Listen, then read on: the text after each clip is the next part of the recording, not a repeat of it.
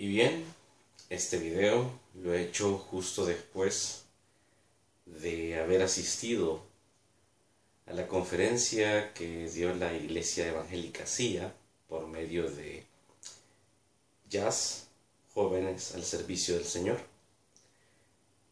Mi nombre es Nicolás Rodríguez, director del salvadorg.com, el portal oficial de la diversidad sexual en El Salvador. En las redes sociales me llegó la invitación de esta actividad que iban a tener ellos, que se llamaba Varón y Hembra nos creó, el propósito de Dios para la agenda LGBT. Déjenme decirle que me llamó poderosamente la atención el marketing que utilizaron. Usaron la bandera arcoíris, la redacción era casi que cualquiera hubiera creído que era una actividad pro comunidad LGBT, pro comunidad de lesbianas, gays, bisexuales, trans. Y por cierto que les faltó la I de intersexual. Me llamó mucho la atención, ya que yo tenía entendido que por la teología que ellos manejan, pues obviamente la homosexualidad no es bien vista. En palabras literales de ellos, para ellos es pecado.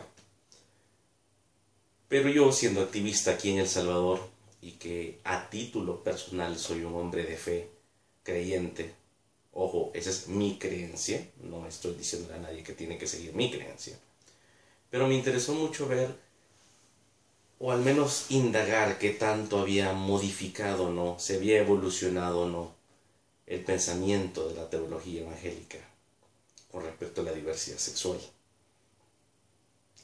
Y bueno, estoy posteando este video, como les digo, justo la misma noche, para darles mis impresiones de lo que para mí fue todo lo que se habló. Le pido por favor a los pastores de esta iglesia, que voy a postear también en su muro esto, que en nombre de todos los niños y niñas, adolescentes, jovencitos y jovencitas que se han suicidado o que han sido maltratados, echados de sus casas, que los han asesinado por ser personas de la diversidad sexual, que por respeto a la memoria de ellos no borren este video y permitan que sus viewers también vean este lado de la historia, vean este punto de vista, sobre todo porque una de las cosas que quisieron hacer en este foro es dar como un punto de vista entre comillas objetivo, invitando a un médico, a una psicóloga y obviamente la opinión de un pastor de jóvenes si no me equivoco. Y siendo una entidad cristiana, que en teoría solo la parte teológica es la que les interesaría predicar, pero al hacer esto de poner a profesionales, querían como dar un endoso objetivo de estas disciplinas, como es la psicología y la medicina. Sin embargo, creo que ese es uno de los primeros comentarios que voy a hacer. Si esa fue la intención, pues me parece un poco, por no decir mucho, subjetivo que el panel, tanto el pastor obviamente, pero tanto la psicóloga como el médico profesaban la fe cristiana evangélica, y mucho de lo que aportaban era más con una tendencia a esta teología cristiana que a lo que realmente dice la medicina o dice la psicología. Por respeto a ellos, a los panelistas, no voy a decir nombres, pero lo que sí les puedo decir, y ojo, todo lo que voy a decir en este video se lo dije a los pastores, y por eso tengo pues la confianza de decir esto y publicarlo también, que ni las asociaciones médicas americanas, ni las asociaciones psicológicas de Estados Unidos o de Latinoamérica avalarían los postulamientos tácitos, los postulamientos categóricos y que esa es la verdad absoluta de lo que ellos decían. Sinceramente, sobre los aportes que dieron estos dos profesionales, no voy a comentar nada, porque creo que lo más que puedo decir es eso, que es las organizaciones y las asociaciones, tanto de medicina como de psicología, no estarían de acuerdo con lo que ellos dijeron. Aparte de eso, lo único más que voy a mencionar de los panelistas es que si querían una opinión médica tenía que estar ahí un endocrinólogo, alguien que supiera más sobre el tema.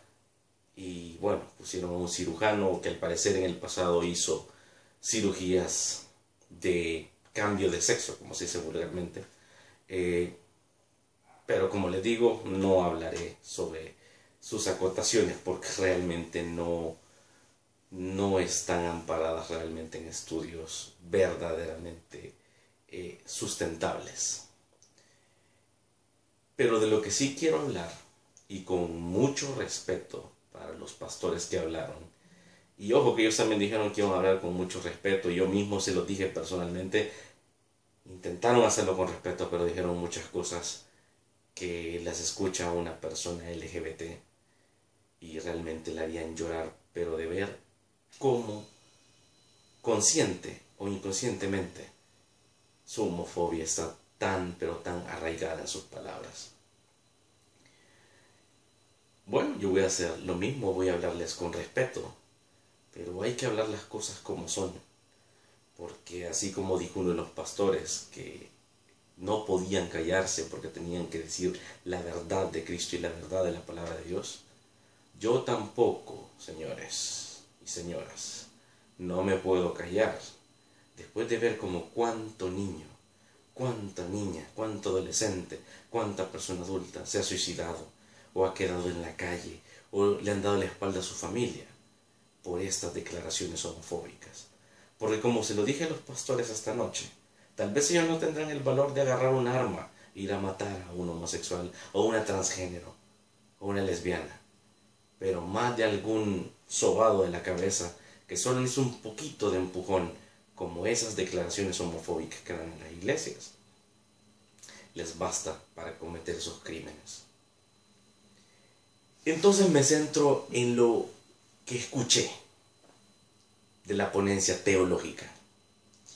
Curiosamente, me llamó la atención que el tema era entre pregunta, ¿varón y hembra los creó? Y comenzaron con la cita bíblica de Génesis, donde dice que Dios, en algunas versiones dice Elohim, creó el hombre a su imagen y semejanza. Y leemos que dice, varón y hembra los creó. Primera situación. Yo noté de que ellos en su teología son muy legalistas de exactamente lo que dice la Biblia. Pero si vamos a aplicar exactamente lo que dice la Biblia, entonces vayamos a los escritos originales, al arameo en el Antiguo Testamento y al griego en el Nuevo Testamento. Porque la palabra de Dios, si bien es cierta, como hombre de fe lo digo, ha sido inspirada por Dios, pero ha sido escrita por hombres. Y los hombres se equivocan. Y la Biblia, por muchos siglos, ha sufrido de modificaciones, de traducciones, de una tras otra. Y ningún teólogo serio y objetivo va a estar en contra de lo que estoy aseverando ahorita, porque es una realidad. Las traducciones han cambiado, idioma tras idioma, revisión tras revisión. Entonces, si vamos a ser legalistas con la Biblia, vamos al escrito original, veamos lo que decía en arameo. Y ahí es cuando yo digo, si leemos el original, y voy a citar ya la primera versión en español, que se dice comúnmente la Biblia del Oso, que fue la primera Biblia en español. Exactamente ese versículo de varón y hembra los creó, en su versión original dice, y creó Dios al hombre, bueno, creó Elohim, que por cierto Elohim, hay mucho de qué hablar con respecto a Elohim, que es una palabra hebrea que tiene 3 palabras en sí misma, pero de eso hablamos en otra ocasión. Pero cuando Elohim creó al hombre a su imagen y semejanza, dice literalmente, varón hembra lo crió. Crió, ahora decimos creó, estamos hablando de español muy antiguo. O sea que Adán, cuando Dios creó al hombre, lo creó varón hembra. Tal vez para ustedes les puede sorprender esto, pero muchos sabemos eso. Muchos sabemos que en esa interpretación de las Escrituras, Dios creó a Adán varón, hembra, con los dos sexos. Y de hecho tiene mucha lógica, porque en el siguiente capítulo de Génesis, cuando Dios crea a Eva, ¿de dónde salió Eva? No se la trajo a Adán así por así, no la trajo de la nada. ¿De dónde salió? Salió, bueno, muchos dicen la costilla, algunos que teologizamos sabemos de que no necesariamente fue la costilla, pero sí de hueso, de carne a su carne. Entonces, ¿dónde estaba originalmente la información genética de Eva? O sea, la mujer estaba en Adán. Adán tenía lo de mujer y lo de hombre, tenía ambos informaciones genéticas. Y cuando Dios hizo dormir en ese sueño profundo del capítulo de Génesis, fue que sacó de Adán a Eva. Por eso dice, por eso le llamaré Eva, Isha, varona, porque es carne de mi carne y hueso de mis huesos. Entonces, por ahí comencemos. Quiere decir entonces que cuando Dios creó a Adán, tenía dos sexos. Pero no nos clavemos mucho en eso. Solo lo menciono por el hecho del varón y hembra los creó, que esa es la frase que pusieron para esta actividad. De todas las intervenciones que tuvieron tanto la psicóloga, el médico y los dos pastores, noté una gran, pero gran desinformación sobre la diversidad sexual, sobre la orientación sexual, que sean preferencia, decisión, es orientación sexual. Y para nada conocían lo que es la identidad del género. Lo tienen mezclado. Porque en todo lo que mencionaba el doctor, la psicóloga, todo daba a entender que para esta ponencia ellos creen de que todo homosexual quiere ser mujer o se siente mujer. Y viceversa con las lesbianas. Yo creo que realmente hasta habían puesto LGBT, pero no entendían la diferencia de cada sigla. ¿Por qué decimos la diversidad sexual en la comunidad LGBT? Porque no solo es gay, no solo es lesbiana. Está la transexualidad, el transgénero, las personas intersexuales, que por cierto decían hermafroditas en esa ponencia, es intersexuales. Más respeto, por favor, a las personas intersexuales, que por cierto, un comentario médico que hicieron es que son allá de 1 en 1.000.000 que salen personas intersexuales. Eso no es cierto. Al menos en Estados Unidos se sabe que 1 de cada 900 nacimientos es una persona que tiene algún tipo de intersexualidad, porque ojo, hay 125 tipos de intersexualidad descubierta, desde la intersexualidad más evidente, que es las personas con ambos sexos, hasta la intersexualidad cromosomática o genética. Una de las cosas que dijo el doctor, que decía que solo existía XX y XY. Momento.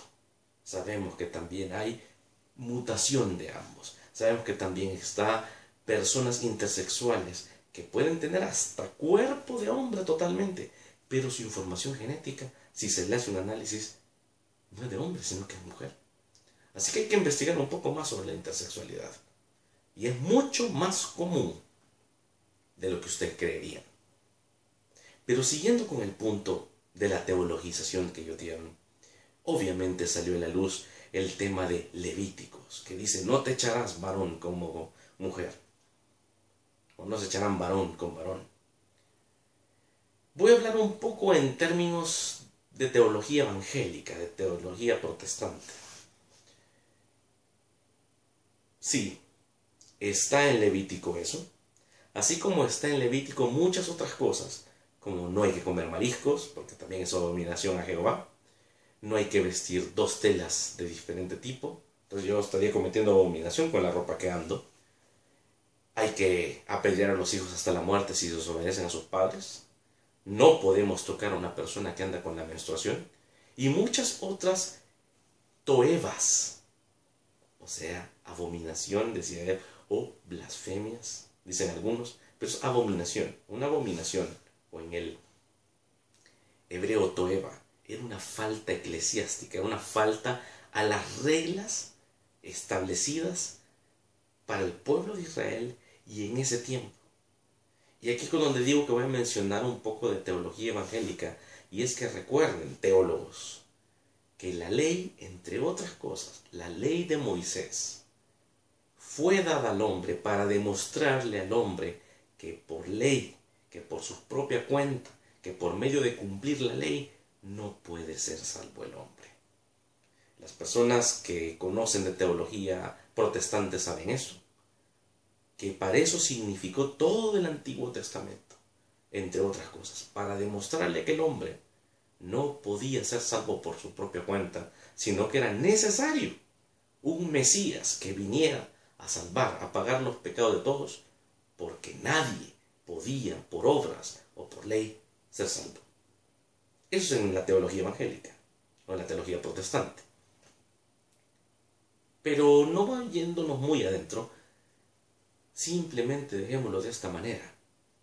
¿Por qué de todo ese largo listado de prohibiciones y de abominaciones que salen en Levíticos, cuántas no se cometen a diario? Y no es pecado a la fecha, solo el de la homosexualidad. Qué extraño, ¿verdad? Pues no es extraño, porque es lo mismo que vengo diciéndoles en este video. Las traducciones de la Biblia, las revisiones, han sido pues trabajadas, revisadas por hombres. Y nadie puede negar que la forma heterosexista, patriarcal, establishment que se ha utilizado en las escrituras en los últimos siglos es para el control y el dominio de tener sometido a la mujer, a la esclavitud. De hecho, hasta me di cuenta que en algún tiempo en Estados Unidos hasta la comunidad latina era discriminada, respaldada por la Biblia. Ahora este es el caso de la comunidad LGBT también. Es discriminada. Así que si vamos a utilizar la Biblia, si realmente vamos a ser legalistas en la Biblia, no seamos doble moral. Toda la sarta de prohibiciones y de blasfemias, como dicen algunos, yo repito, es las abominaciones que aparecen en el Antiguo Testamento. La gran mayoría, hoy por hoy, no son pecado. Se ve como algo normal. Y volviendo al punto de que el Antiguo Testamento para eso sirvió, y viendo el nuevo pacto de entre Dios y los hombres, el pacto de Jesucristo, el de la redención de Jesucristo, ustedes me pueden decir, sí, pero en el Nuevo Testamento hay muchas cosas que hablan en contra de la homosexualidad. Realmente solo son 7 versículos en la Biblia que hablan entre comillas en contra de la homosexualidad, pero si usted hace un análisis de exégesis bíblica se va a dar cuenta que no se está refiriendo a la homosexualidad como tal, a la que se conoce, sino de otras cosas. Y de eso podemos hablar en otro video si ustedes quieren. Pero volviendo a los versículos bíblicos que tocaron esta noche, los pastores, pasando el Levítico que mencionaron y tocaron el tema de Corintios, ¿no? Cuando Pablo dice que ni los homosexuales, que ni los afeminados, entre otros pecadores, entrarán en el reino de los cielos. Vuelvo a decirles, si vamos a agarrar la Biblia, leamos los escritos originales. El verso bíblico que citaron en esta ocasión también, que dice ni los afeminados, ni los homosexuales. En el escrito original, las palabras griegas, porque el Nuevo Testamento está en griego, no en arameo como el Antiguo, dice, ni los malakoi, ni los arsenocoitas entrarán en el reino de los cielos. Y malakoi no significa afeminado. De hecho, la palabra malakoi en las traducciones bíblicas se ha cambiado 60 veces a lo largo de la historia. Porque malakoi es una de esas tantas palabras griegas que al menos en el español cuesta hallarle una traducción exacta. De hecho, de los lenguajes que hoy por hoy existen, el más cercano a encontrarle una traducción exacta sería el anglosajón, el inglés, que sería malakoi igual, lo más parecido, self-indulgent o al autoindulgente. Por eso es que, de hecho, en unas Biblias antiguas no dicen ni los afeminados, sino que dicen ni los que se masturban, por aquello de la autoindulgencia o de que se autodan placer. En algunos dice que los flojos, en algunos dice que los perezosos. Y arsenocoita no significa homosexuales. Señores, señoras, la palabra homosexual se creó en 1889. La definición de lo que ahora es homosexualidad. La palabra arsenocoita no significa homosexual. Eso hace como 75 años fue que se les ocurrió poner eso. Arsenocoita son dos palabras griegas unidas que significa hombre penetrador, cama.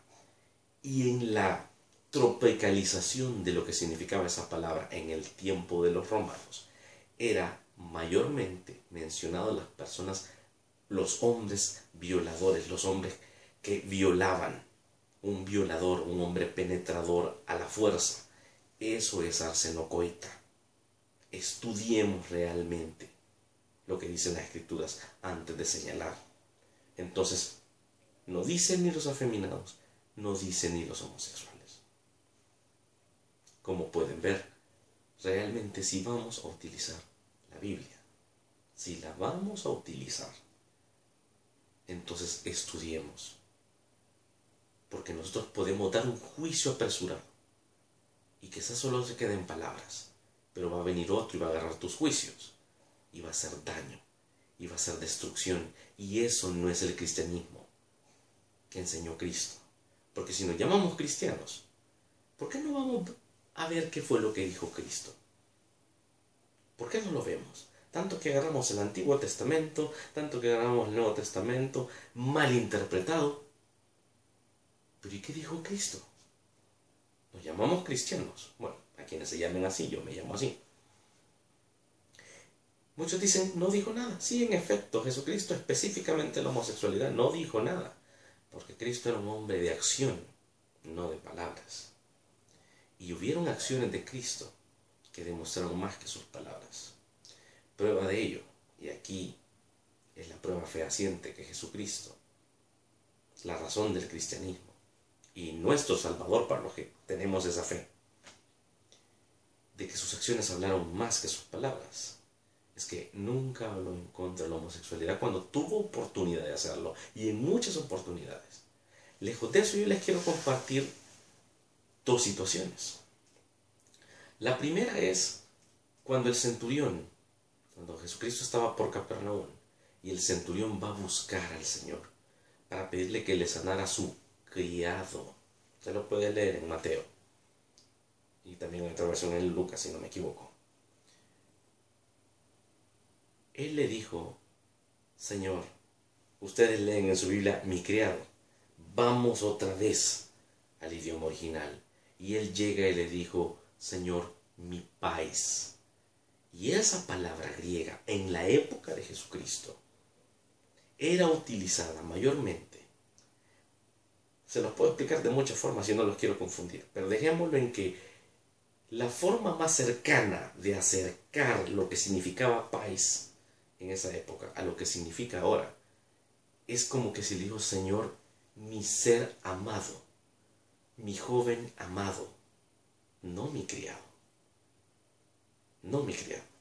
Pais era utilizado para mujeres como las criadas, como las doncellas, como las, bueno, muchas veces hasta como concubinas, ¿no?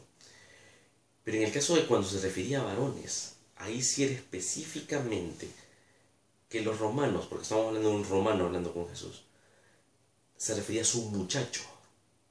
Pais, ¿se acuerdan? Paidofilia, y de ahí viene la palabra que ocupamos, lo de la pedofilia, aunque no estoy diciendo que signifique lo mismo, pero la raíz griega. Ese fue el momento en que quizás Jesús hubiera hecho lo que muchos pastores hoy en día hacen, de que nomás alguien homosexual esté enfermo, más si es aquella enfermedad tan estigmatizada como el VIH-Sida. Y los pastores que dicen, ese es el precio de su concupiscencia, ese es el precio de su pecado.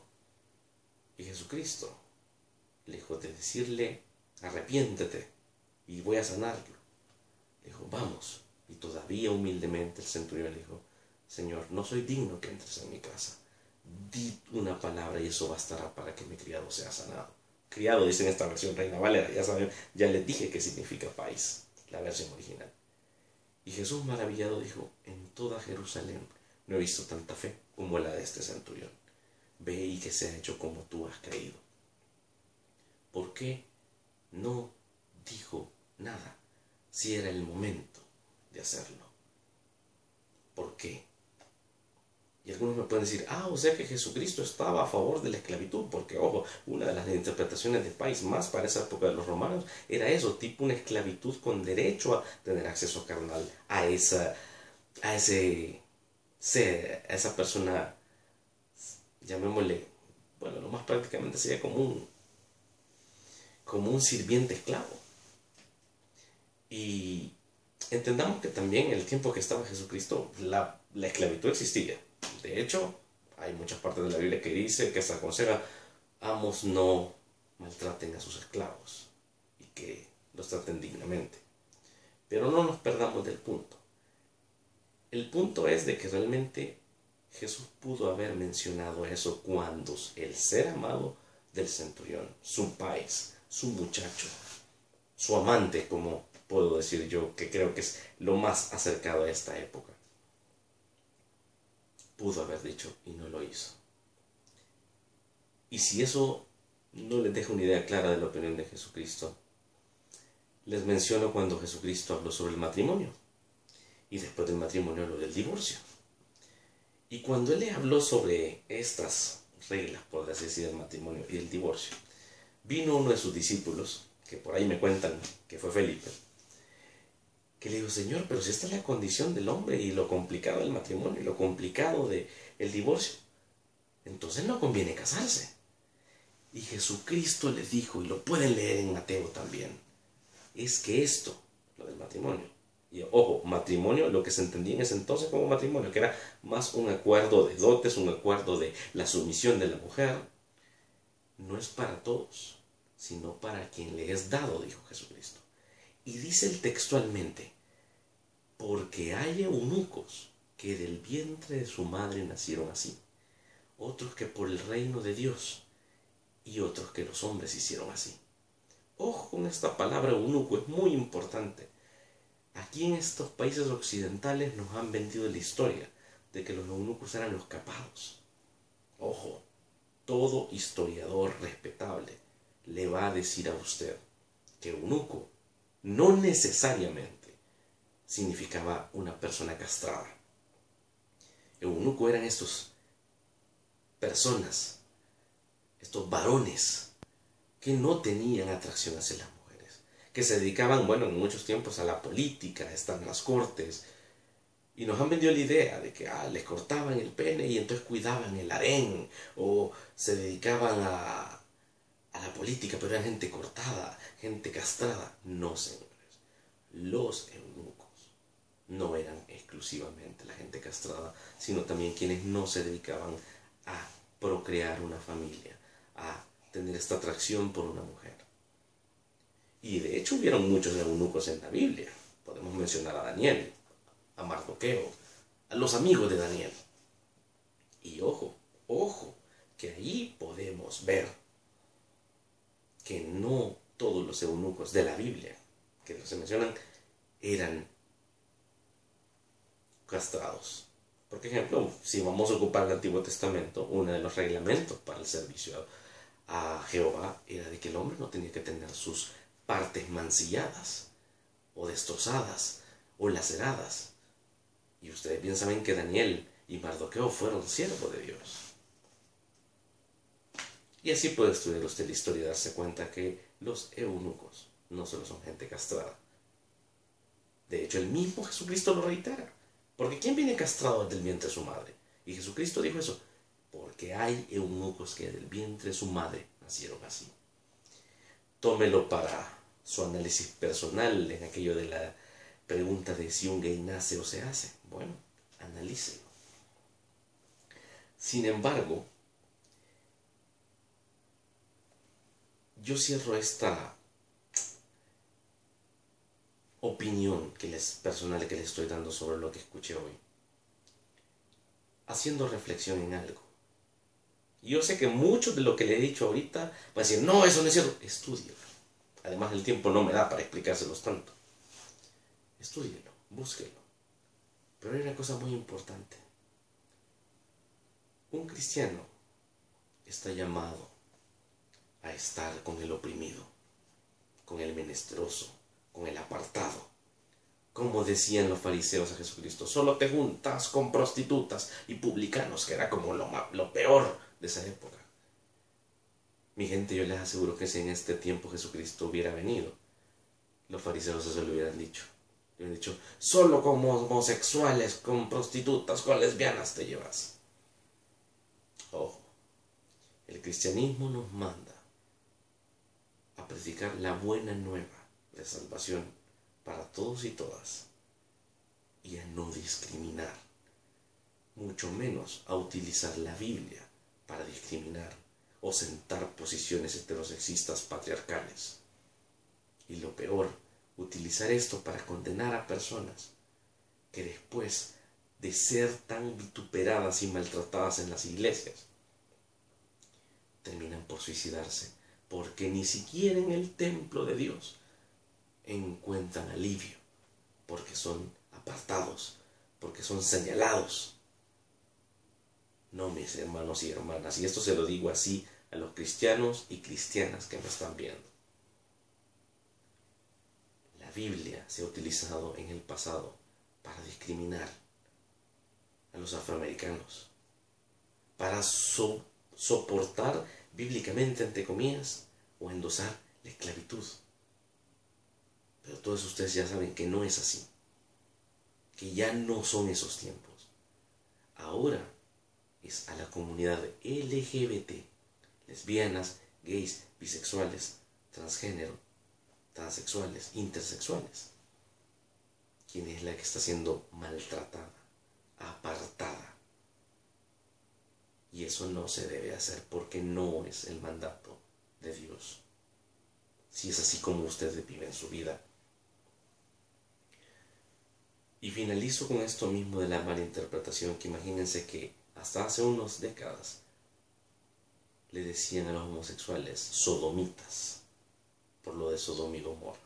Hasta eso tenemos que ver cómo se ha tergiversado. La palabra de Dios dice claramente cuál fue el pecado de Sodoma: su inhospitalidad, que no recibieron al menester.